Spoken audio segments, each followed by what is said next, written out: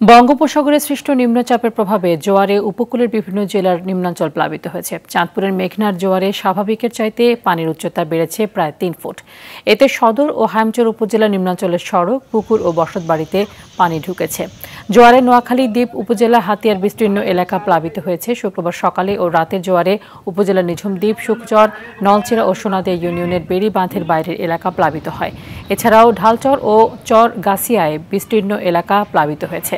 এদিকে দুর্যোগপূর্ণ আবহাওয়ার কারণে হাতিয়ার সঙ্গে মূল ভূখণ্ডের নৌ যোগাযোগ বন্ধ রেখেছে প্রশাসন।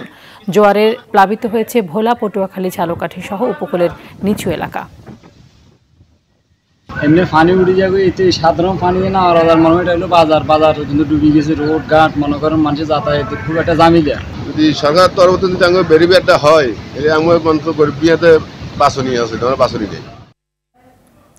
উপকূলের পরিস্থিতি জানাতে দ্বীপ উপজেলা হাতিয়া থেকে সরাসরি যুক্ত হচ্ছেন সহকর্মী ইসমাইল হোসেন কিরণ।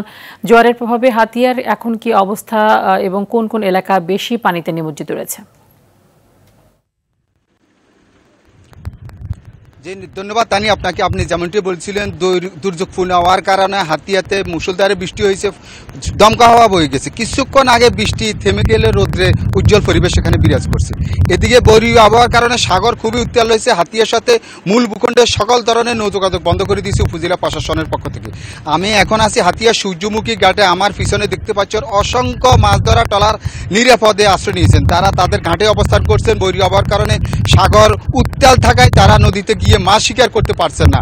প্রচন্ড ঢেউ উপচে পড়ছে নদীতে। তারা তাদের অবস্থান নিরাপদ মনে করছেন না বিধায় গতকালকে থেকে এবং গত রাত থেকে তারা ঘাটে এসে অবস্থান করছেন। এদিকে নিম্নচাপের কারণে অস্বাভাবিক জোয়ারে তলিয়ে গেছে হাতিয়ার বিস্তীর্ণ এলাকা, বিশেষ করে নিঝুম দ্বীপ, সরগাছিয়া, ডালচর এইসব এলাকায় বেড়িবাঁধ না থাকার কারণে অস্বাভাবিক জোয়ারে 3 থেকে 4 ফুট পানির নিচে তলিয়ে গেছে। গতকালকে এবং গত রাতেই অস্বাভাবিক জোয়ারে এসব এলাকা 4 থেকে 5 ফুট পানির নিচে তলিয়ে গেছে। কিছুক্ষণ আগে জোয়ার এসেছে নদীতে।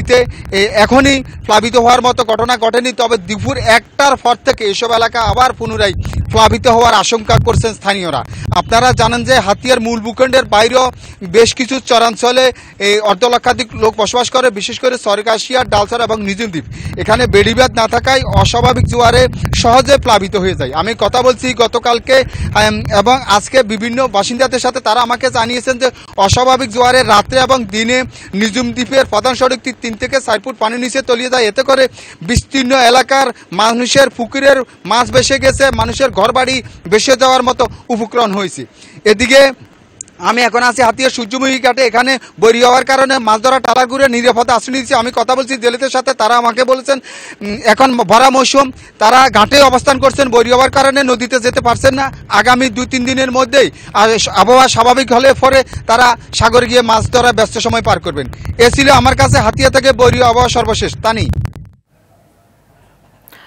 ধন্যবাদ আপনাকে।